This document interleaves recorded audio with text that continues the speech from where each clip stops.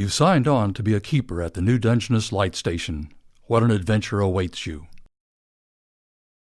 However, before you begin, let's step back in maritime history to the mid-1800s when the light station was established on the Strait of Juan de Fuca, a channel of water that runs between the Pacific Ocean and the Puget Sound, separating the U.S. and Canada. The strait is subject to unpredictable weather year-round.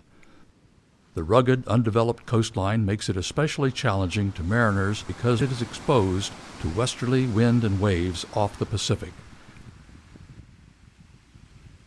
Combinations of heavy fog and high wind have created a history of shipwrecks in the region.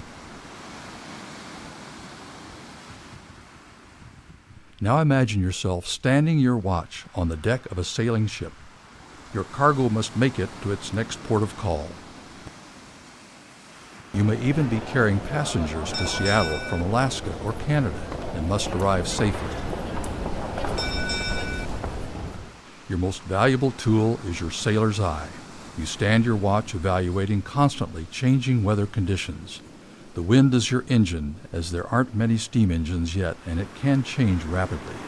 You watch for changes in the color of the water indicating dangerous shoals or shallow water. You will see few buoys marking the channel, and alas, there is not GPS, no radio weather broadcasts. You must rely solely on your experience, your senses, and luck. You have a lookout posted on the bow to watch for other ships sharing the shipping lanes with you. In fog and heavy seas, your navigational skills are critical for a safe passage. Simply put, at any given moment you must know where you are and where you are going. Are you on the correct course heading? What is your next port of call, and what can you use to fix your position? On the horizon, a light appears. You recognize it as the new Dungeness light. Using a compass and taking a bearing reading from the light tells you where you are while warning you of shallow water. To this day, large commercial ships, local fishing boats, ferry vessels, and recreational boaters continue to rely on this light. The light station has kept the light shining since 1857. As a lighthouse keeper, you continue this nautical tradition of keeping the light as a familiar face to those on the Strait of Juan de Fuca. You are a part of maritime history, not simply a guest.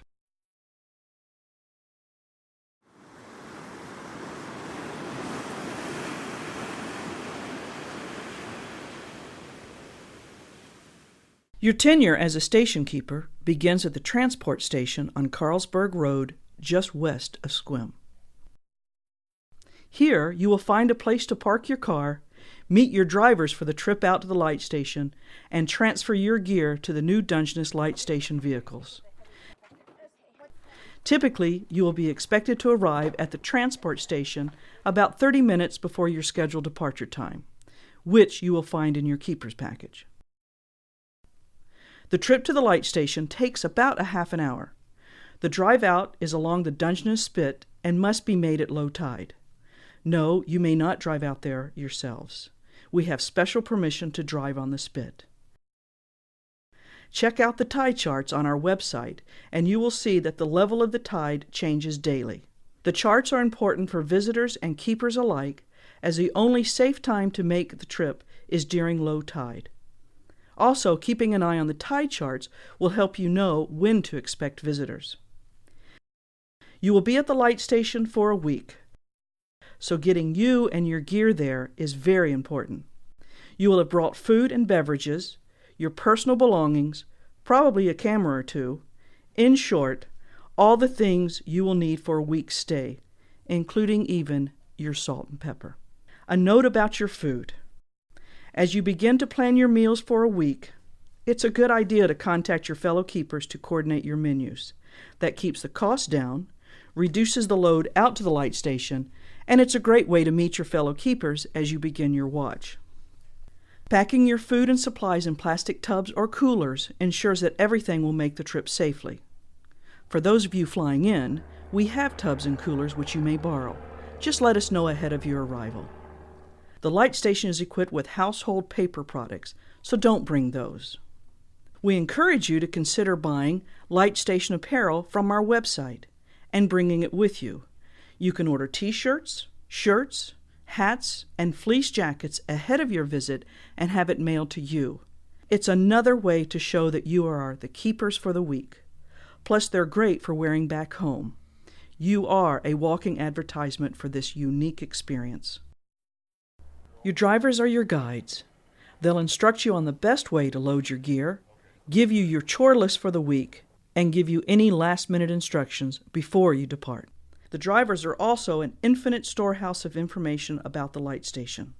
They will answer any of your questions as you make the transition from the harried life back home to the serenity of the Light Station. The drive out, whether in daylight or at night, is your transition time. Listen to the waves. Smell the salt air.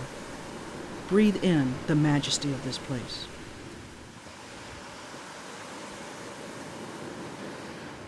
Once you arrive, be careful not to mix your supplies with those of the outgoing keepers. It's a long walk back to sort them out. Listen to the driver's instructions while the transfer of the responsibility of keeping the light shining becomes yours.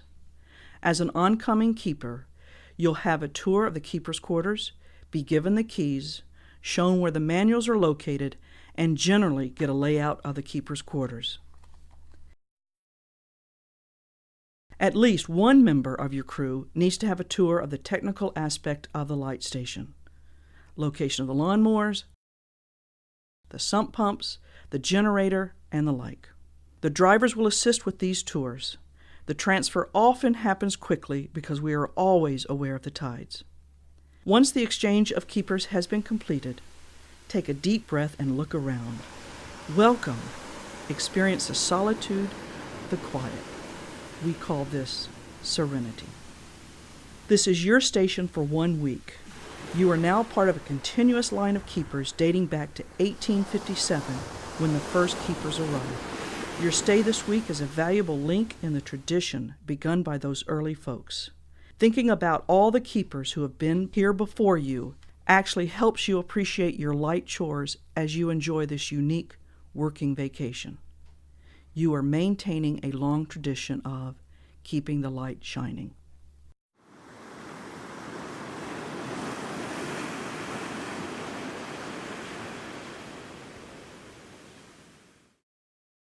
You will enjoy your accommodations in the updated, period-specific Keepers' Quarters. Home to keepers since 1904.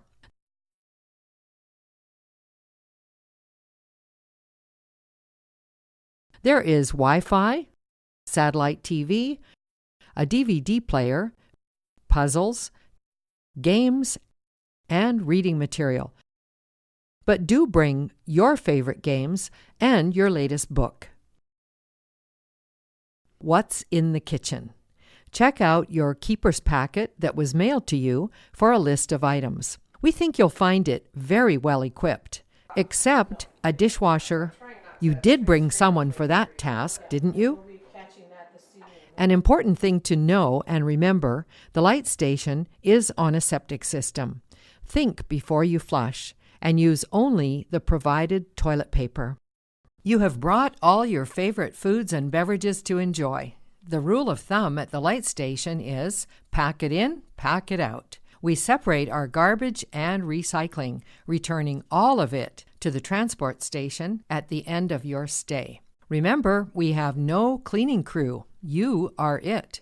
So please leave the station clean and shipshape for the next keepers. By the way, your water comes from an artesian well. The water is drawn from over 650 feet deep and may be some of the best water you will ever drink. The keepers' quarters are your private accommodations. Visitors are welcome only in the public areas of the Light Station.